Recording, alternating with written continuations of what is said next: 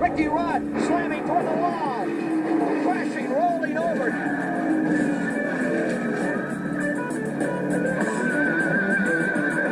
We're running in a tight little pack. There wasn't a lot of cars in that race. It was like 12 cars. And I remember the guy behind me, Jody Ridley at the time, coming out of turn 4, barely nudged in the back of my, hit me in the back bumper. It barely nudged me, but it did. It broke my car loose. And when it did, it started sliding to the infield. About that time, it got airborne. The car went up. Everything got really quiet. It went up pretty high in the air. I remember being way up in the air. After that, when it came down and hit, if you'd asked me what happened, I'd say, well, I came back down, hit the ground. It knocked the wind out of me because I remember hearing all the air leave my body, just like you do when you listen to the NFL game tapes when the guys hit each other and you hear the wind get knocked out of somebody. I heard that. The next thing I remember, I'm waking up, and the car is upright, and they're basically working to get me out of the car. I remember that, and didn't remember anything else. I mean, it just like, I guess I went to sleep during that time, and probably glad I did, because I didn't have any bad memories of it other than the aches and pains that hung around for quite a while.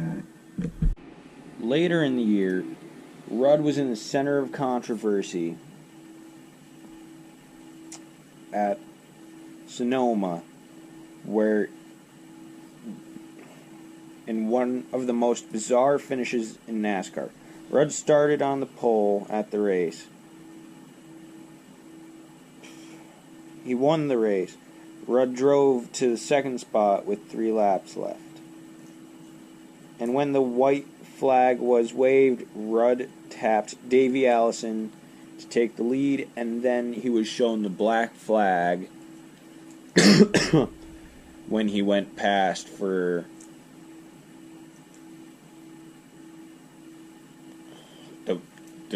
the checkered flag. And then Davey Allison was shown the checkered flag. This was the first time that NASCAR had taken a victory away from a driver.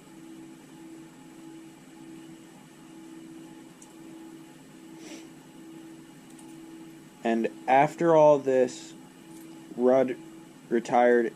When Rudd retired, he went to help with the Speed Channel's Weekend Motorsports news program. Ricky did not attempt stock car racing until he was 18 years old.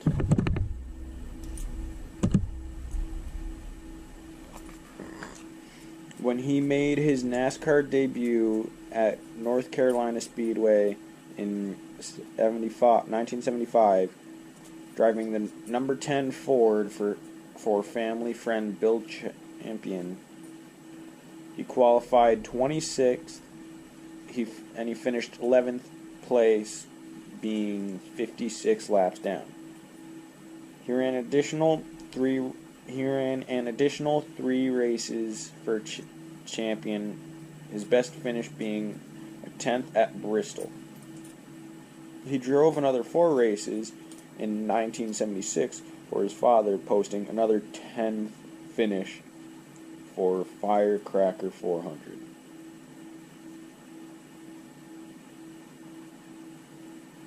In 81, Rudd signed with DeGuard Motorsports to drive the number 88 car. Although he had no victories, he won his first 3 pole positions and begun his lengthy streak of consecutive race starts in 82. Rudd stepped into the number 3 Pontiac for Richard Childress Racing with 6 top 5s, but drops down to 9th in the point standings. He was able to get his first 2 career wins in 83 at Riverside and Martinsville, but he again finished 9th in points. In 84, Rudd and Dale Earnhardt swapped rides. Rudd was put into the 15, Earnhardt was put into the 3 for Bud. Rudd went into the 15 for Bud Moore. Rudd was involved in a horrific crash at the Busch Clash at Daytona, where his car went flipping and it landed on its wheels right outside of pit lane.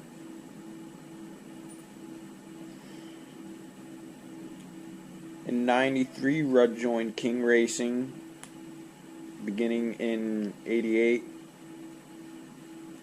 in the number 26 Buick Regal.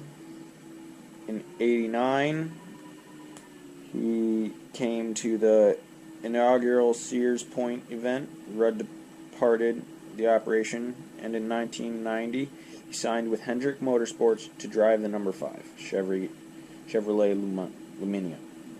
Whatever.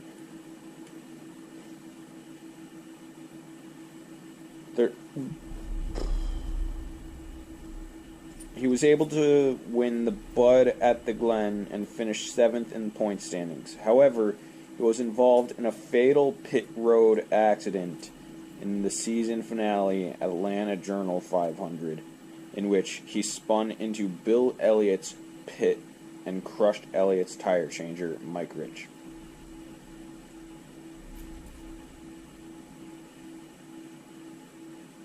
The race you are seeing now, he got the win taken away from him for some reason that no one knows. NASCAR just thought it would be nice. And he spun out, what was it?